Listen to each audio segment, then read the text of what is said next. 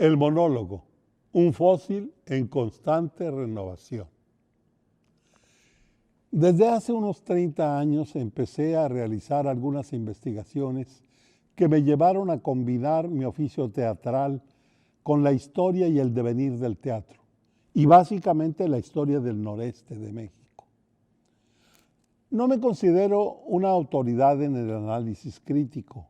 Sin embargo, el oficio en la dirección escénica y mi licenciatura en periodismo y director de suplementos culturales, la escritura periodística, ponencias y análisis me fueron empujando cada vez más a la investigación, especialmente hacia la historiografía del teatro.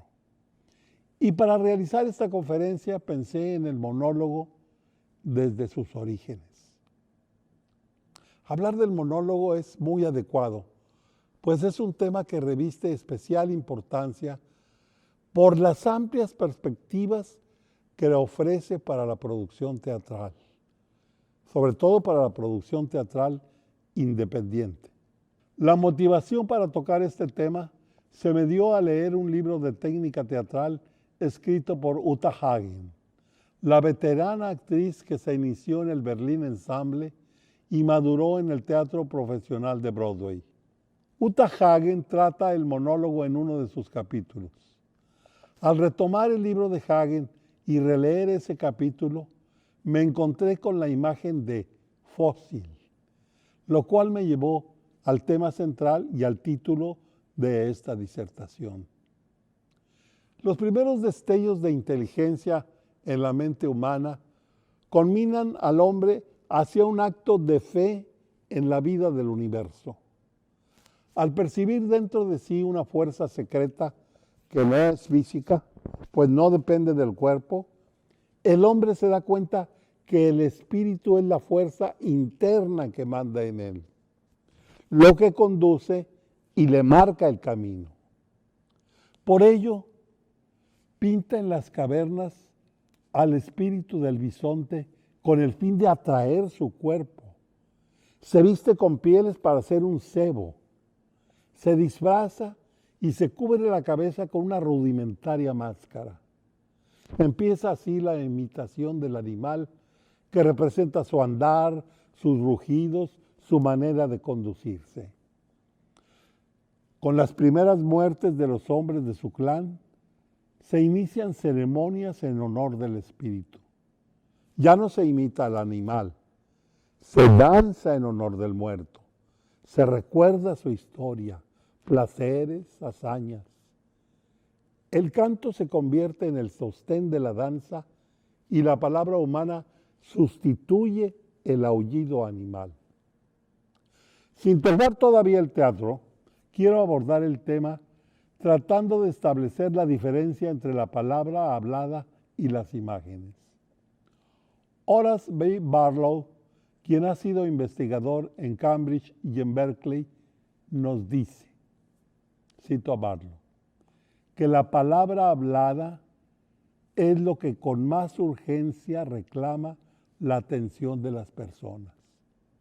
Es notable que si se ponen a competir las palabras en contra de la experiencia directa, a menudo las palabras ganarán y muchos creerán en ellas, mucho más de lo que sus sentidos les dicen. Otra experiencia de vividez consciente y comparable al del mensaje verbal que se recibe es el monólogo de nuestra propia mente que clama por ser vertido a palabras. El pensamiento preparado que deseamos hacer público. El hombre primitivo genera en su mente ideas abstractas. Al percibir imágenes, escuchar sonidos, sentir necesidades o deseos, realiza un proceso de pensamiento abstracto. Esto viene a ser un lenguaje interno que le da sentido y coherencia a su existencia, en tanto que el lenguaje externo se origina cuando aparece el habla. Barlow señala que El lenguaje externo que se convierte en interno y el interno que se vuelve externo son ciertamente componentes importantes de la conciencia humana. Se puede deducir entonces que el monólogo interior es una forma de lenguaje que acompaña al hombre desde el principio de los tiempos, aún antes de balbucear los primeros sonidos. Y esto se une con la pictografía, pues es esta la primera escritura formada por dibujos de objetos o figuras simbólicas que representan líneas o conceptos. Y aquí podemos hacer referencia al glifo, signo utilizado por los antiguos mayas para designar los días y los años. En el camino a la civilización, el hombre formó rebaños que se convirtieron en hordas y en clanes. El clan tiene un jefe y los jefes establecen alianzas o pelean entre sí. La sociedad empieza a constituirse y al mismo tiempo se organiza la vida espiritual y religiosa. Aparecen los dioses a los que se les da un nombre y una historia. Los dioses tienen servidores vivos, sacerdotes que transmiten a los hombres las órdenes divinas y que llevan a los dioses las peticiones humanas. De esta manera, el monólogo hace su aparición en el rito religioso. En las fábulas de Esopo, siglos 7, 6 a.C., se encuentran valiosos testimonios de las ceremonias religiosas que en forma monologada aparecieron 7 siglos antes de Cristo, tanto en la India como en Grecia, y que fueron el embrión de la representación teatral en el mundo. Muchos investigadores coinciden en que fue Tespis, siglo VI a.C., el introductor de la tragedia en Grecia. De Tespis se sabe que fue el primero que empezó a oficiar como actor, diciendo un monólogo de introducción que posteriormente se llamará prólogo. Disfrazaba su cara con afeites y usaba una máscara de lino. De ese modo, iniciaba la representación de personajes distintos. Y él solo representaba a todos esos personajes frente al coro. La información sobre Tespis proviene de Aristóteles, de Diógenes de Laertes o Laercio y de Horacio. Por ejemplo, en Arte Poética, Horacio, 65-8 a.C., proporciona datos más precisos sobre Tespis de acuerdo a Ángel Garibay. Cito a Ángel Garibay. Dicen que fue Tespis quien inventó el no conocido género de la musa trágica. Iba él sobre un carro y llevaba sus poemas. Los cantaba, los representaba, con la cara untada con heces de vino. Aunque no se ha precisado dónde y cuándo exactamente alguien hizo que el ditirambo o ritual heroico mimético se convirtiera en los principios del drama, la mayoría de los especialistas sustenta que fue Tespis quien habitaba en Ática, el que introdujo un actor que hablara al coro, proporcionara la narración y representara episodios dramáticos. Fue también Tespis el primero en organizar una gira por otras ciudades, transportando a su compañía en un carro, y el que ganó en el año 534 a.C. el primer premio otorgado a autores de tragedias.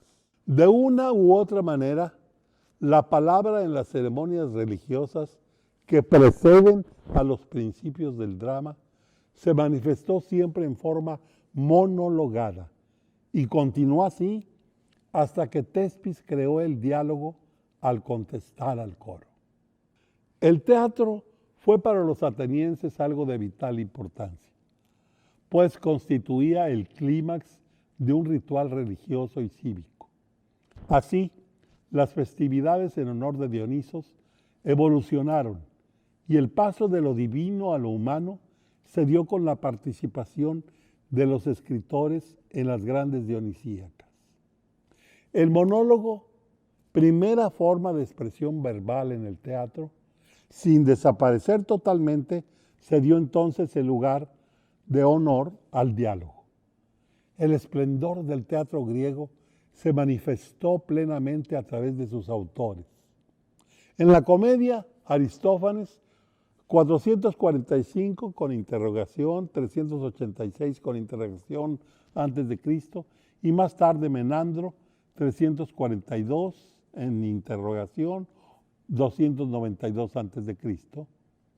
La tragedia, en tanto, llegó a su plenitud con las obras de Esquilo, 525-456 a.C., Sófocles, 496-406 a.C., y Eurípides, 480-406 a.C. Tanto en la tragedia como en la comedia, el monólogo permaneció dentro del diálogo, a veces en la primera voz del coro, en un sirviente, en ocasiones como elemento introductor a la trama, pero también en voz del protagonista como exposición o desenlace de su conflicto. Horacio, 65, 8 a.C., en su epístola a Pisones, padre y dos hijos de este hombre, señalan algunas reflexiones al escritor sobre el lenguaje y consideraciones relativas en particular a la tragedia y a la comedia. Por ejemplo, al referirse a los elementos del arte dramático, Horacio distingue las formas como el ánimo del oyente, que se impresiona por el relato o por lo que ocurre en escena, con lo que subraya la importancia de la acción dramática. Aunque inmediatamente aclara que es imposible mostrarlo todo porque hay hechos desagradables, inverosímiles o inconvenientes, señala que el teatro en su evolución ha tomado distintos caminos para exponer la acción, sobre todo la acción dramática, el dramático que es mostrarlos en el acto, el épico que es relatarlos a través de monólogos, relaciones, racontos y apartes, y el poético que es sugerirlos. En la plenitud de Roma, durante la época de Augusto, 63 a.C., 14 después de Cristo, el último autor trágico del teatro latino es Séneca. Escribió 9 tragedias, entre las que destacan Medea y Fedra. A diferencia del teatro griego, las tragedias de Séneca no tienen coro ni una acción conducida.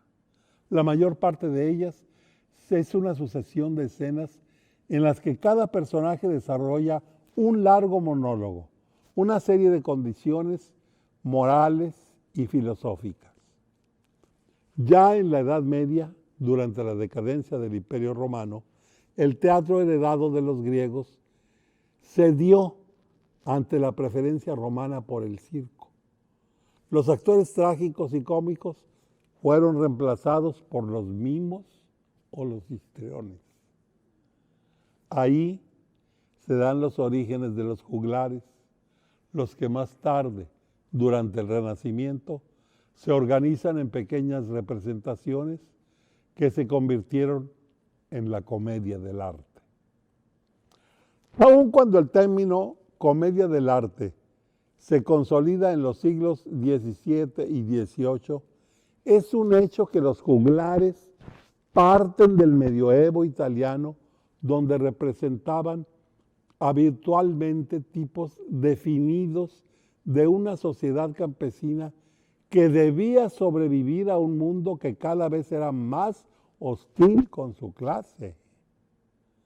Estos comediantes se caracterizaban por el empleo de máscaras, un toque carnavalesco, el dialecto de donde procedían y la similitud de sus personajes con los propuestos en el teatro romano. Bueno, pero ¿qué ocurre con el monólogo durante esta época?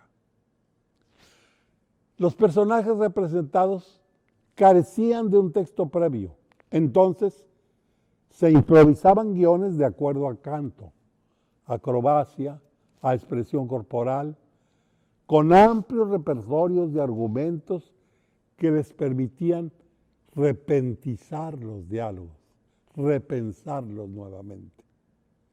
Entre los géneros cómicos que surgieron por la actividad de los juglares están los sermones burlescos, que eran monólogos de tema y composición libres que parodiaban algo serio. Los monólogos dramáticos, que eran recitados por un fanfarrón, enamorado, soldado o charlatán.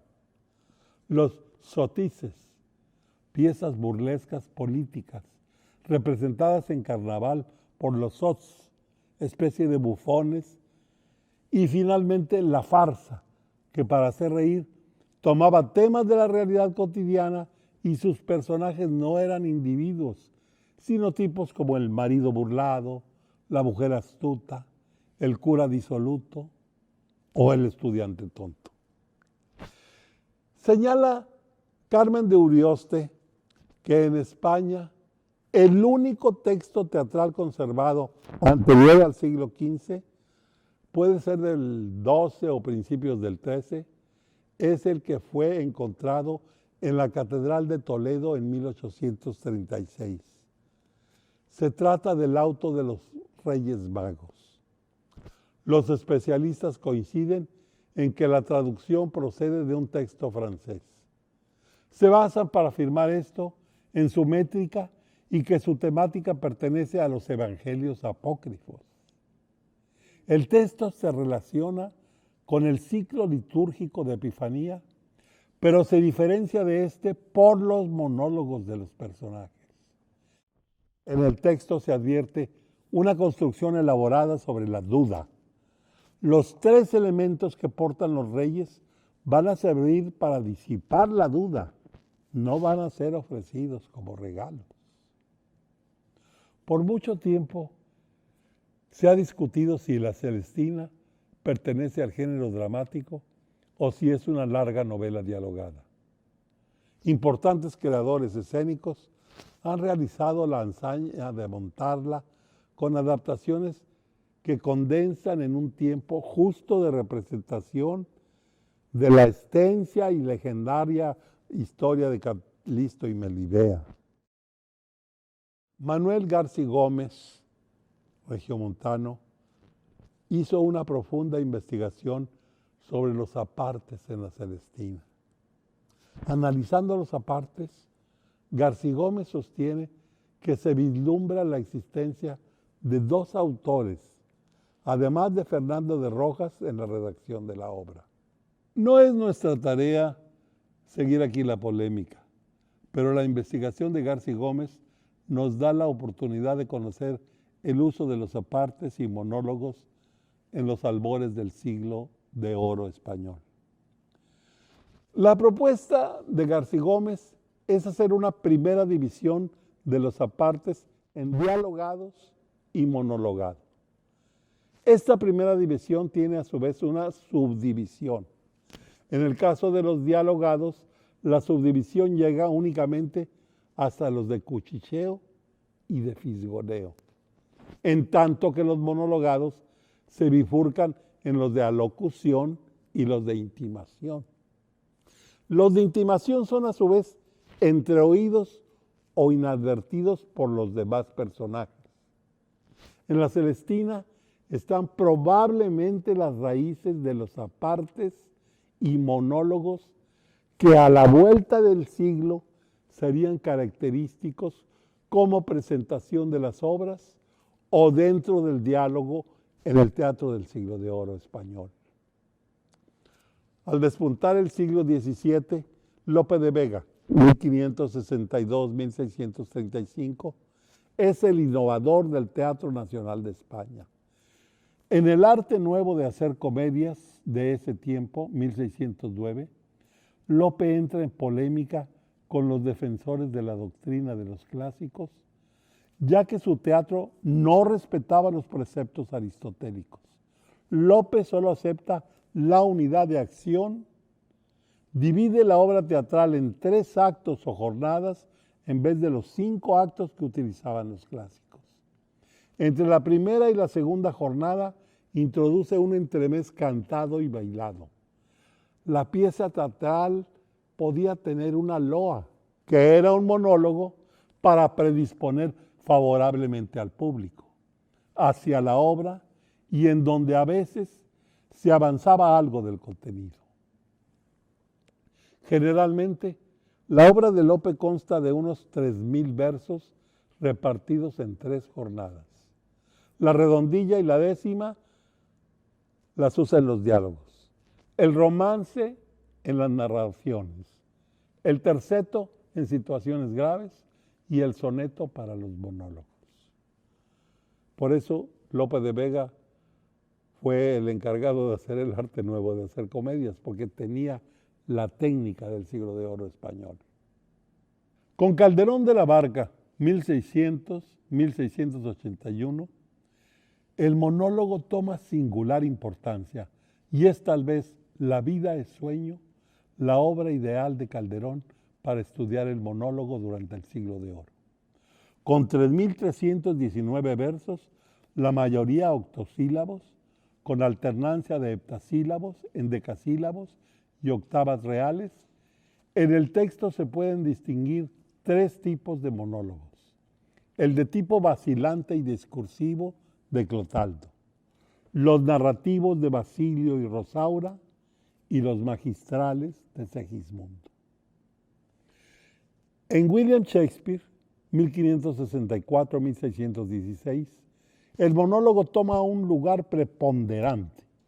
Antes de William Shakespeare, el monólogo se ubicaba casi siempre dentro del diálogo, como parte de la argumentación de un personaje o como forma narrativa introductoria al tema. A partir de Shakespeare, el monólogo recupera la función que cumplía en el teatro griego y vuelve a ser una reflexión interna que el protagonista confiesa al espectador. En las llamadas obras de madurez es donde se encuentran los monólogos más notables de William Shakespeare. Las obras de esta etapa son escritas entre 1600 y 1608. Tienen en común una visión fundamentalmente pesimista y amarga de la existencia y un tratamiento profundo de las pasiones y contradicciones de la naturaleza humana. Destacan entre estas obras las 4 grandes tragedias: Hamlet, Otelo, Rey Lear y Macbeth.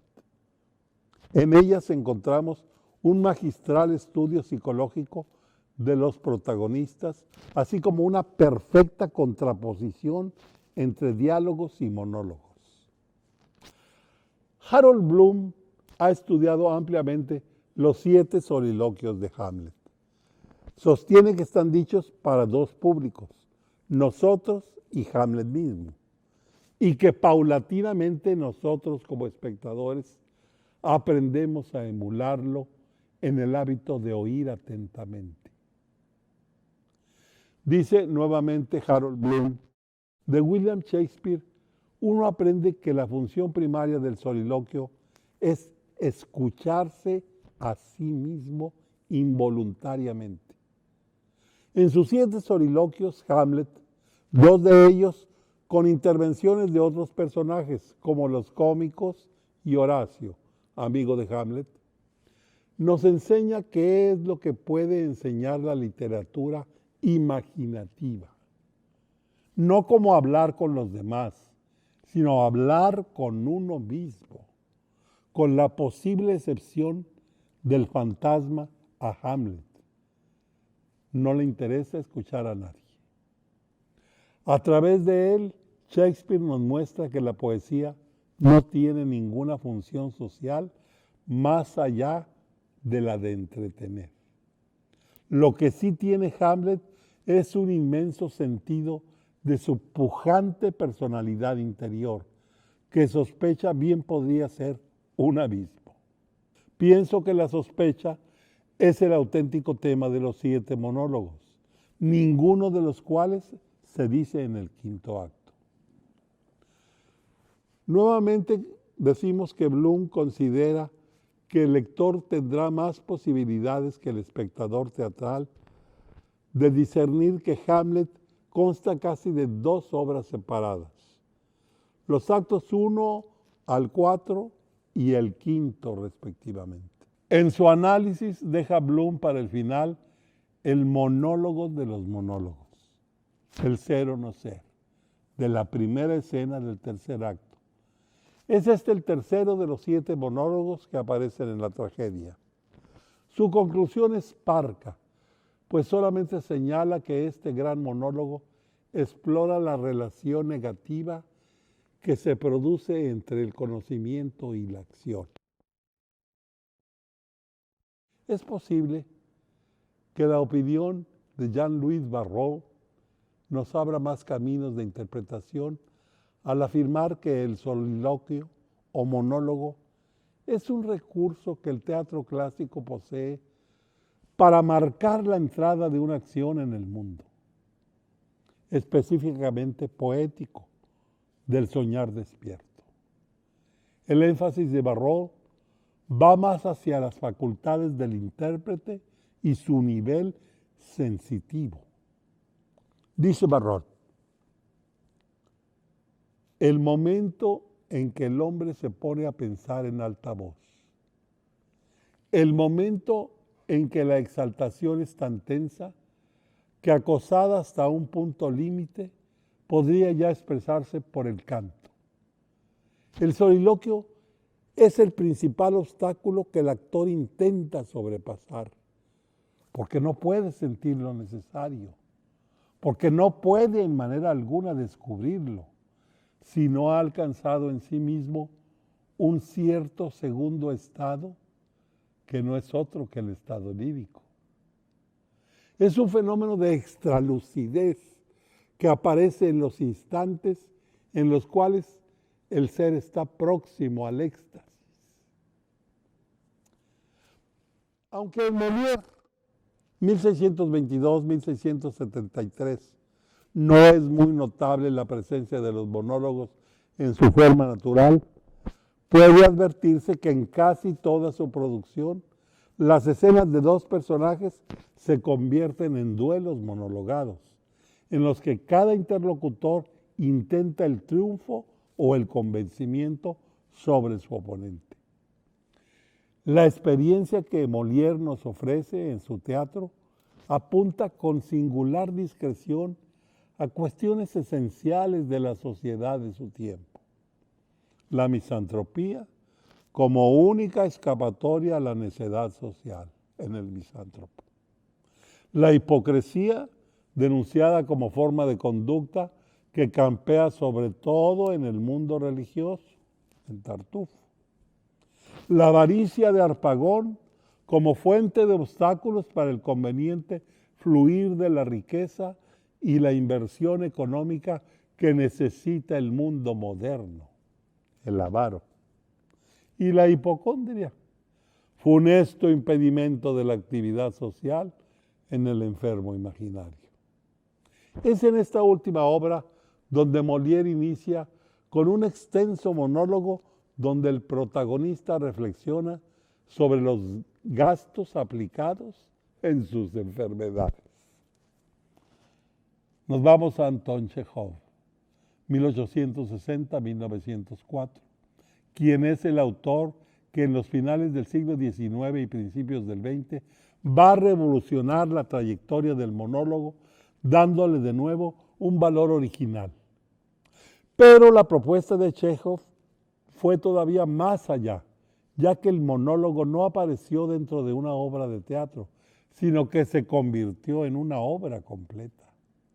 Sus monólogos, un trágico a pesar suyo, sobre los daños que causa el tabaco, pueden considerarse como pioneros del género en el siglo XX. La forma antigua del soliloquio, en donde el personaje se dirige de modo introspectivo a sí mismo, es sustituida en los monólogos chejovianos por la del personaje que le habla a un oyente invisible en escena, o visible como el público, hasta el telón final. A partir de Chejov, el monólogo tomó su lugar como un género que se abría a la experimentación y la ruptura con las teorías teatrales vigentes. Jacqueline Bixler, investigadora de la Universidad de Virginia Tech y dedicada al estudio del teatro mexicano, presentó en 1998, durante el coloquio de teatro hispanoamericano de la Universidad de Perpiñán, en Francia, un excelente trabajo sobre el monólogo mexicano. Sustenta Bixler que a pesar de ser una de las formas más antiguas del teatro, el monólogo sufre un abandono de siglos. Fundamenta su análisis en Deborah Hayes, Postmodern Theatrics, y en Beatriz Trastoy, el monólogo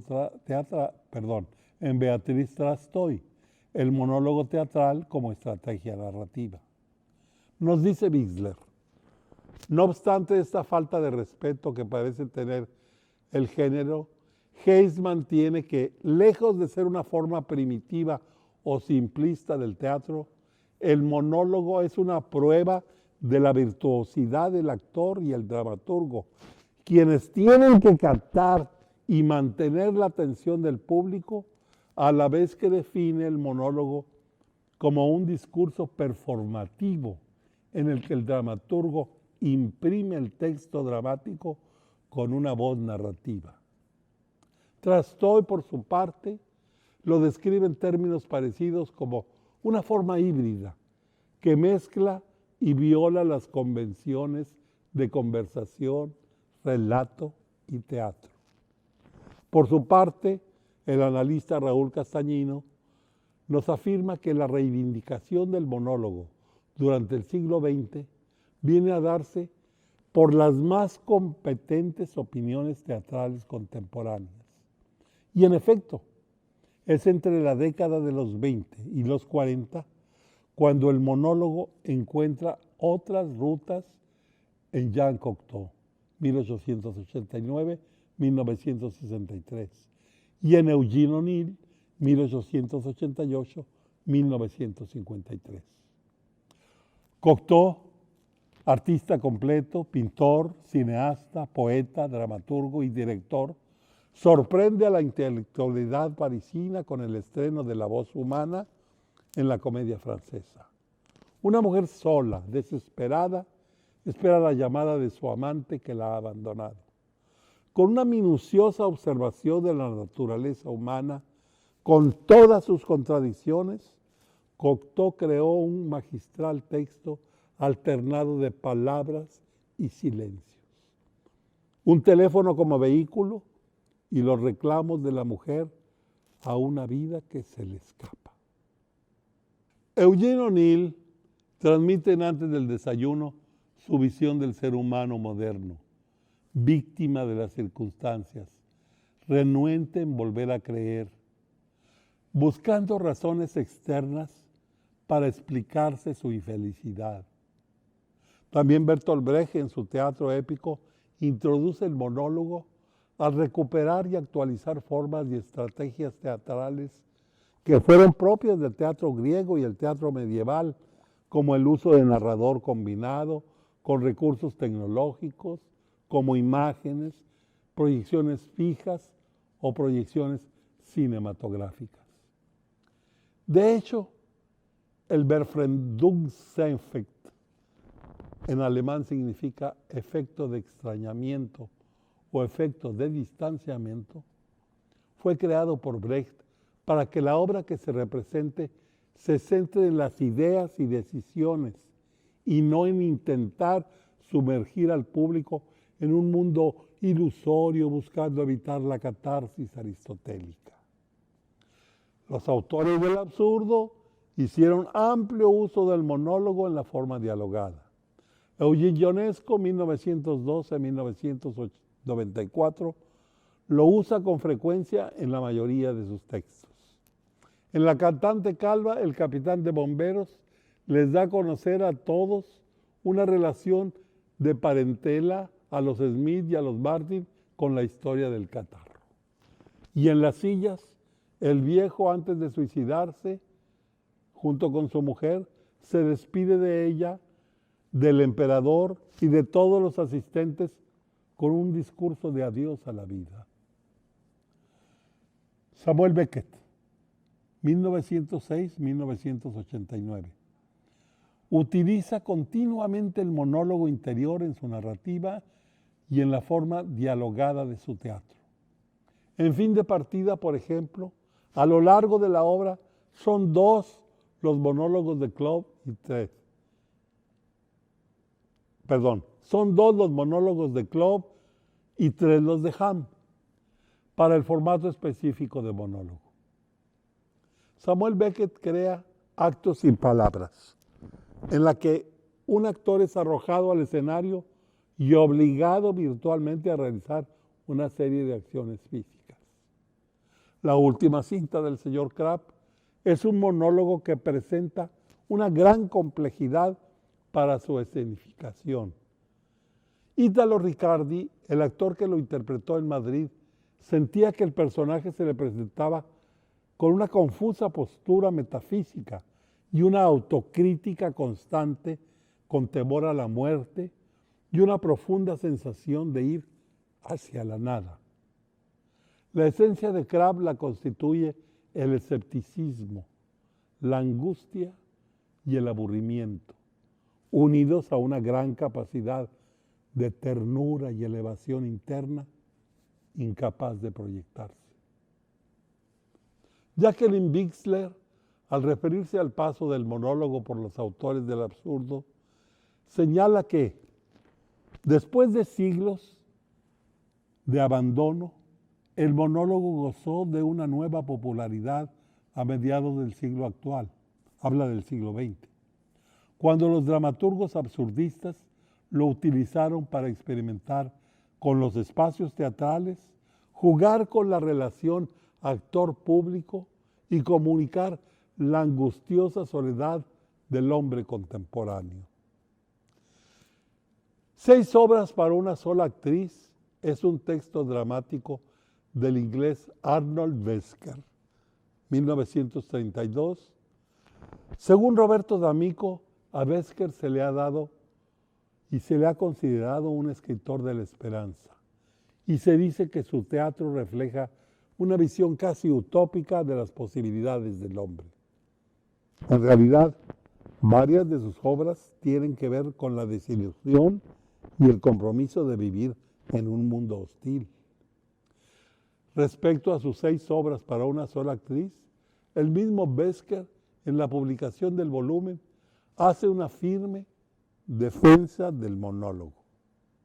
Dice: hay cierto criterio que ronda por ahí, que considera a las obras para un solo actor o actriz como menos importantes, precisamente porque han sido escritas para una sola persona. ¿Por qué? No consideramos que los trabajos escritos para un solo instrumento musical sean menos importantes o no merezcan consideración.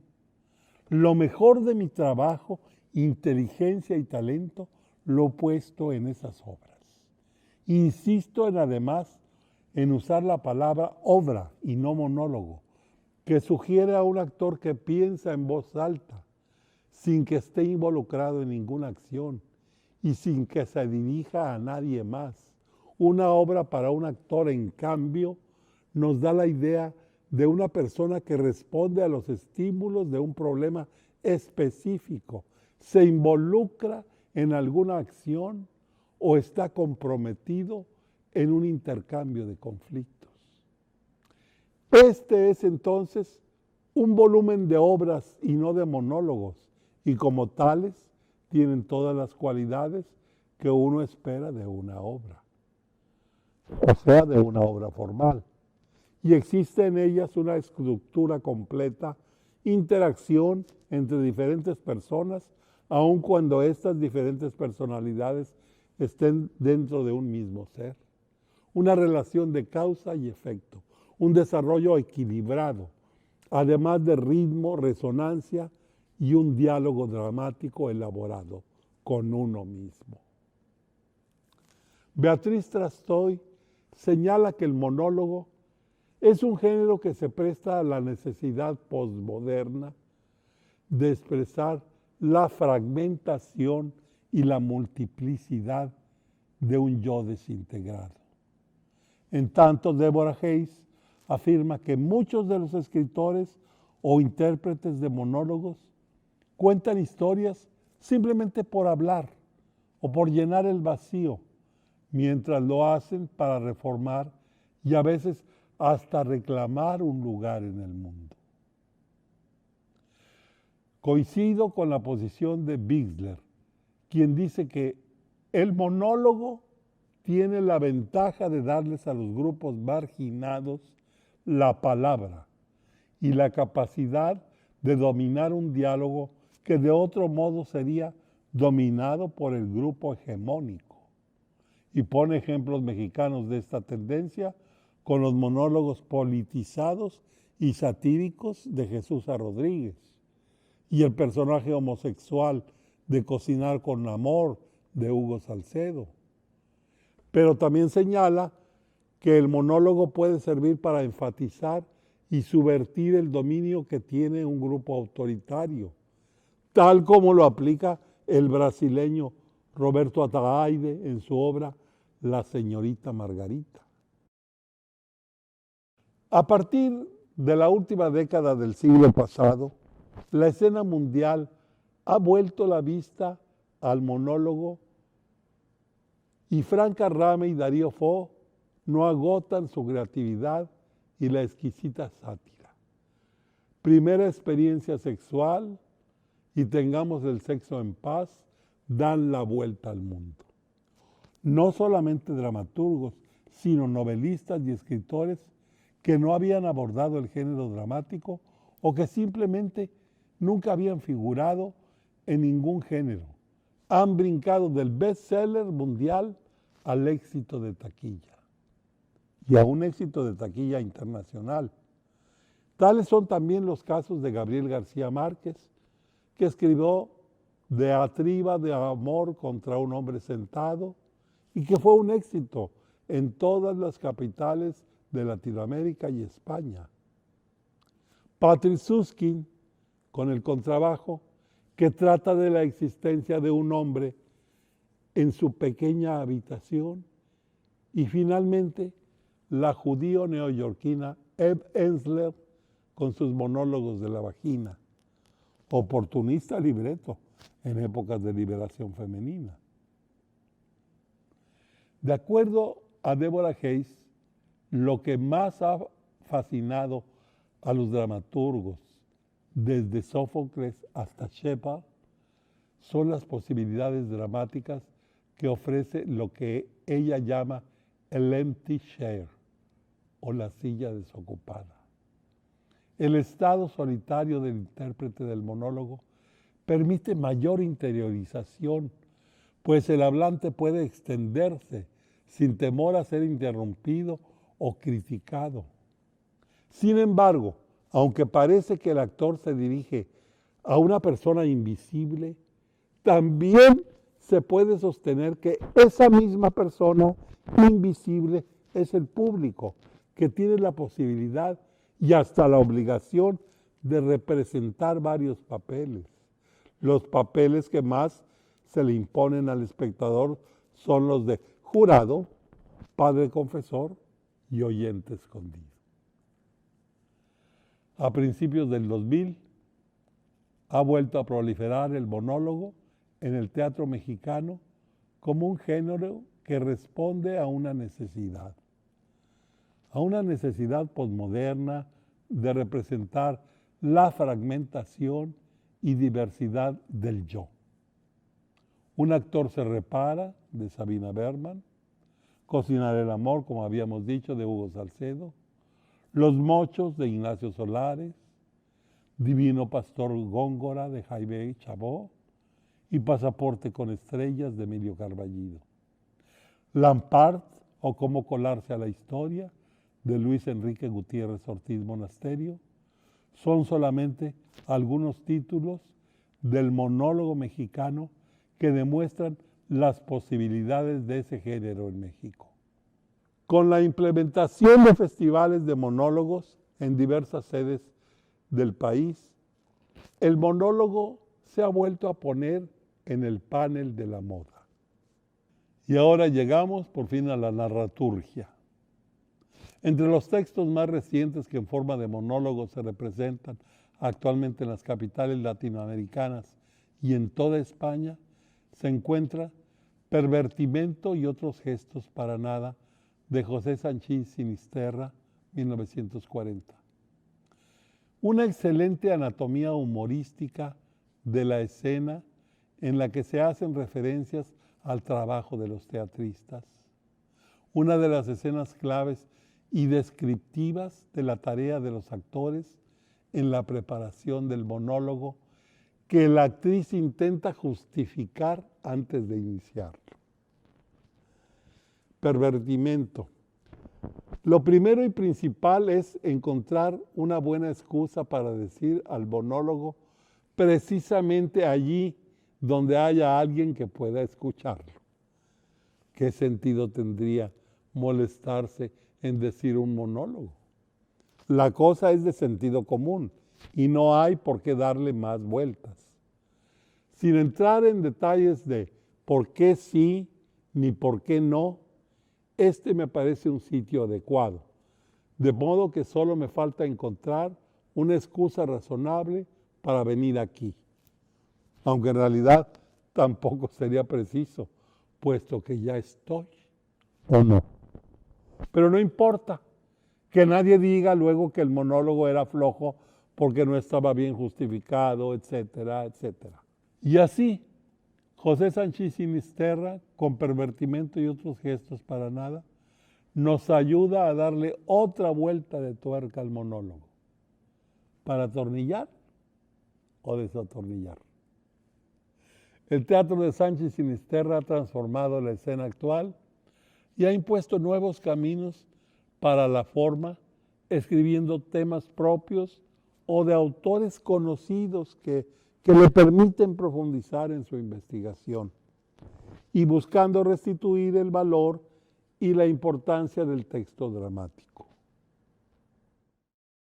La narraturgia es una forma posmoderna del teatro actual y en México se utiliza mucho entre los nuevos autores.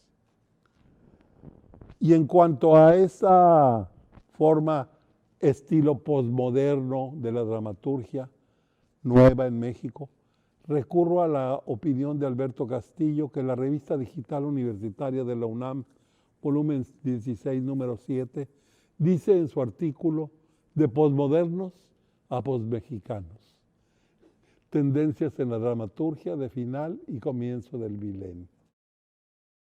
Alberto Castillo nos dice: la cualidad migratoria de los productos culturales genera un estado de cambio constante.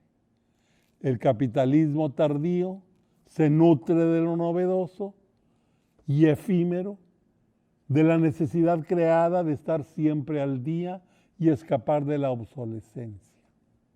La dramaturgia vive también en estado líquido, fluye continuamente y en este fluir arrastra corrientes que encuentra en su camino.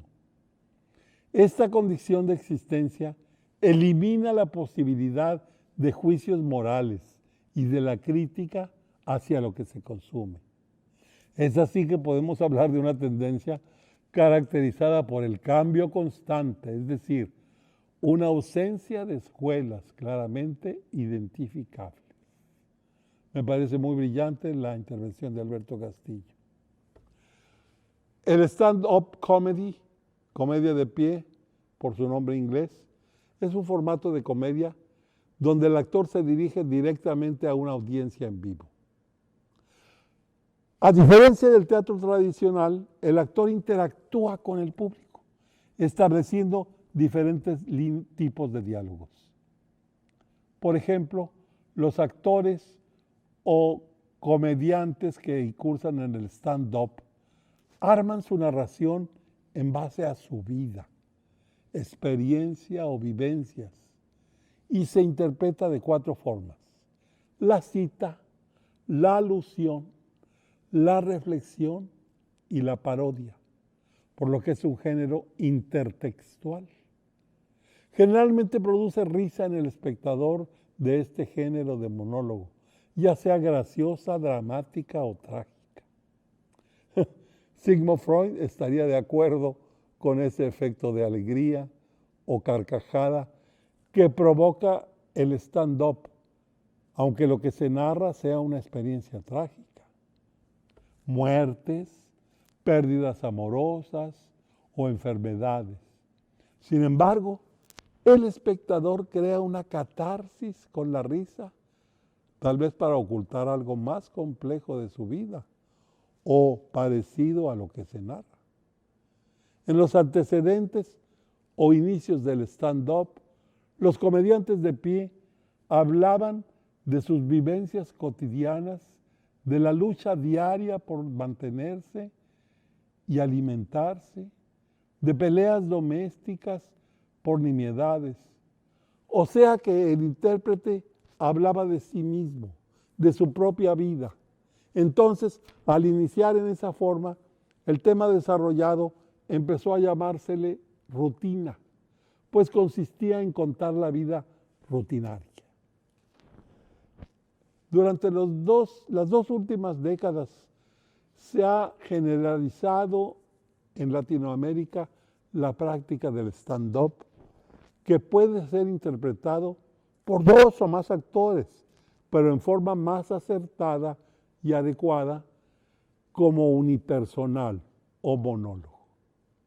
En el stand-up, a diferencia del monólogo tradicional, el comediante se dirige directamente a la audiencia, interactuando con el público y estableciendo formas y diálogos que son siempre diferentes. Está todavía por escribirse la historia y evolución de este género, que al parecer surge en Estados Unidos por la pobreza de los actores desempleados en la depresión de 1929. El stand-up establece un diálogo que no es memorizado ni escrito previamente, pues es parte de la filosofía o forma de pensar del intérprete. El stand-up demanda de sus seguidores una creatividad constante de acuerdo a su ideología o la evolución de la sociedad, a los avances tecnológicos y las circunstancias del momento. Ya para concluir con esta conferencia, nos queda finalmente la reflexión de que el monólogo, como modelo de representación escénico, tiene infinitas posibilidades de permanecer, pues se encuentra en un momento clave de transformación. Los cambios se dan en todos los sentidos. Las modas y los tiempos nos alcanzan y vuelven a pasarnos. Las tendencias y estilos se renuevan o cambian de nombre. La renovación se da porque la naturaleza del hombre es el movimiento, el cambio constante. Y el monólogo resiste como ningún otro texto de teatro los cambios y las modas. El anciano, el fósil de los albores de la civilización, sigue cambiante, renovándose, sirviendo de molde, de material, de vehículo, de género. Muchas gracias.